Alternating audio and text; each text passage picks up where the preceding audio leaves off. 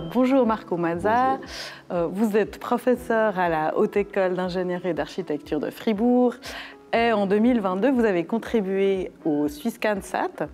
Donc Swisscansat, c'est un projet éducatif de l'Agence spatiale européenne auquel participent des élèves du secondaire en Europe et au Canada. Donc Marco Mazza, quelle épreuve ont dû passer ces jeunes? Alors, le concours Swisscansat, les CANSAT en général, c'est un concours qui consiste à développer ce qu'on appelle un système embarqué, donc un système avec de l'électronique, de la mécanique et de la taille d'une canette, taille et poids d'une canette, dont le nom CANSAT. Donc, il y a deux missions à accomplir. Il y a une première mission qui consiste à mesurer la température, la pression pendant la descente, parce que ce système est attaché en parachute et est lancé depuis une hauteur de entre quelques centaines de mètres et 1 kilomètre. Donc la première mission est commune à tout le monde. La deuxième mission est libre. Donc chaque équipe peut décider son propre expériment, son propre travail à effectuer et puis propose ça à la commission.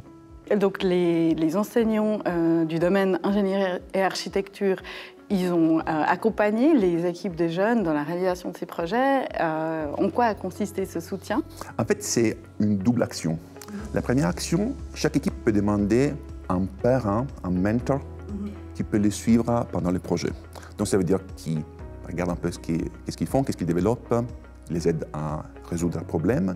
Il peut aussi donner accès à nos laboratoires des HES à l'équipe, de manière aussi de créer déjà un lien entre cette équipe de secondaire et l'HSSO. Ça, c'est la première action qu'on a. La deuxième action, c'est nous, les profs qu'on organise, donc le comité technique. En fait, on les oblige à donner des rapports techniques, à présenter régulièrement leur avancement et à défendre leur avancement et leur développement. Et puis donc c'est l'équipe du gymnase de Bienne Yes Weekend qui a non seulement remporté Swisscansat, mais elle a aussi gagné la finale européenne à Bologne. Pour une première édition, c'est vraiment un joli résultat. Oui, c'est la proverbiale cerise sur les gâteaux. Ça, on ne s'attendait pas. Il faut dire que quand on a sélectionné l'équipe de Bienne, on a vu que c'était une équipe qui fonctionnait très bien. Techniquement, elle était très forte. À niveau communication, parce que aussi la communication est évaluée dans ces concours, avait fait un excellent travail. Le Swisscansat, il vise à promouvoir les disciplines des sciences et technologies auprès des jeunes. Donc, de ce point de vue-là, quel a été votre bilan de cette édition 2022? Je ne peux pas m'empêcher de dire que c'était vraiment un succès. Pas tellement pour avoir gagné les concours européens à la fin, mais vous aurez dû voir les visages des étudiants et des enseignants le jour du lancement. C'était un enthousiasme incroyable, franchement.